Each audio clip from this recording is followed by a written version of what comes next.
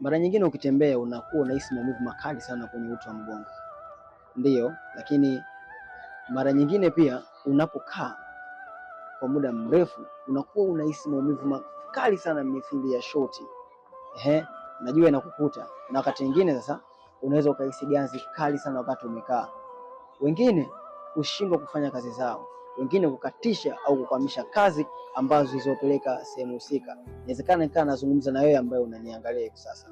Hii changamoto acha kuidharau. Acha kudharau changamoto za mifupa, kwa sababu ipo siku itaweza kukuangusha sehemu ambayo haujakusudia kabisa kuanguka. Nipo hapa Dr. Kiba, nipo na suluhisho sahihi ambalo linaenda kuondoa changamoto yako moja kwa moja kutoka kwenye chanzo bila kuathiri shughuli zako zozote, lakini pia kuimarisha mifupa yako kwa kupatia madini ya calcium, magnesium, zinc na phosphorus pamoja na vitamin D. Inatosha ndani ya miezi mitatu changamoto yako kuiondoa kabisa kutoka kwenye chanzo. Na imani unapenda kupona hiyo changamoto yako maumivu makali sana, basi chukua hatua kwa kuweza kuwasiliana nami. Usisahau kufollow account hii na share video hii kwa watu wawili tu ambao unajali.